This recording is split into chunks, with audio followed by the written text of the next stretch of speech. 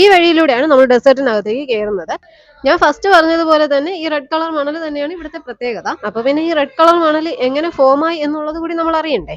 കാട്ടിലുള്ള മണ്ണ് നദികളിലൂടെ ഒഴുകി നേരെ കടലിലെത്തി. കടലിൽ നിന്നും കാറ്റടിച്ച് ഇത് നേരെ ഇവിടെ കൊണ്ടിട്ടു എന്നാണ് ജിയോളജിസ്റ്റ് ഒക്കെ പറയുന്നത്. എന്നാൽ ഈ കോവിലുമായിട്ട് ബന്ധപ്പെട്ടും ചില ഐതിഹ്യങ്ങൾ ഈ റെഡ് സാൻഡിനെ പറ്റി നിലനിൽക്കുന്നുണ്ട്.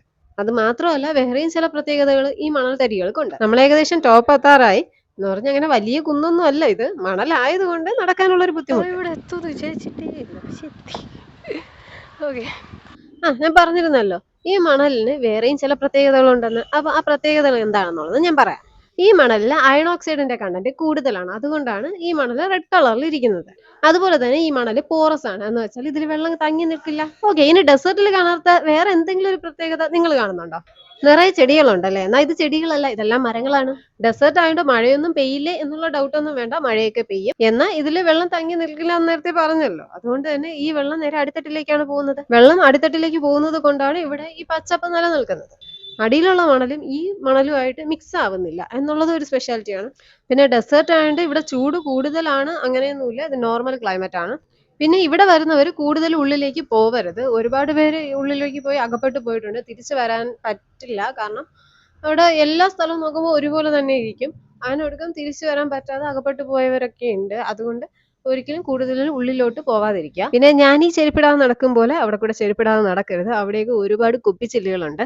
കുപ്പിച്ചിലിന്റെ ഇടയിൽ തന്നെ ചെരുപ്പ് ഊരിയിട്ടിട്ടാണ് ഞാൻ ഈ ചെരുപ്പിടാതെ നടക്കുന്നത്. ഞാൻ അവിടെ ചെരുപ്പ് ഊരിയിടുമ്പോൾ ഞാൻ അത് കണ്ടില്ല.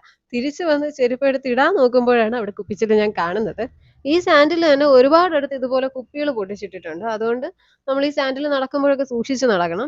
ഈ സ്ഥലം തമിഴ്നാട് ഫോറസ്റ്റ് ഡിപ്പാർട്ട്മെന്റിന്റെ കീഴിലാണ്. പിന്നെ ഇവിടെ മാത്രം കാണാൻ പറ്റുന്ന ചില സ്പീഷീസിൽ ഉൾപ്പെടുന്ന അനിമൽസും ബേർഡ്സും ഒക്കെ ഉണ്ട്. പിന്നെ രാവിലെയൊക്കെ വന്നാൽ അതിന്റെ കാൽപ്പാടൊക്കെ കാണാൻ പറ്റും എന്നൊക്കെ വ്ളോഗേഴ്സ് പറയുന്നത് ഞാൻ കേട്ടിട്ടുണ്ടായിരുന്നു. എന്നാൽ ഞാൻ ഒന്നും അവിടെ കണ്ടില്ല. പിന്നെ ഞാൻ പറഞ്ഞിരുന്നല്ലോ, ഞങ്ങൾ അവിടെ എത്തിയപ്പോൾ തന്നെ 3-4 മണി അടുപ്പിച്ചായി. അപ്പൊ ഞങ്ങൾക്ക് തിരിച്ച് വീട്ടിലെത്തണം.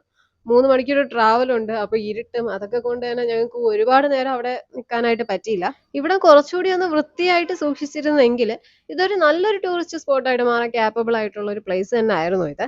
പിന്നെ തമിഴ് മൂവീസ് ഒക്കെ ഇവിടെ ഷൂട്ട് ചെയ്തിട്ടുണ്ട്.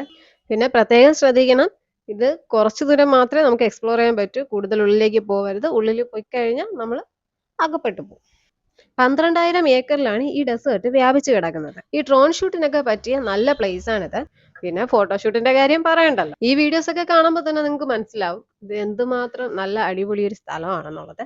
പക്ഷെ ഇത് പ്രോപ്പറായിട്ട് മെയിൻറ്റെയിൻ ചെയ്തിട്ടില്ല, അതാണ് ഇവിടുത്തെ മെയിൻ പ്രശ്നം എന്ന് പറയുന്നത്.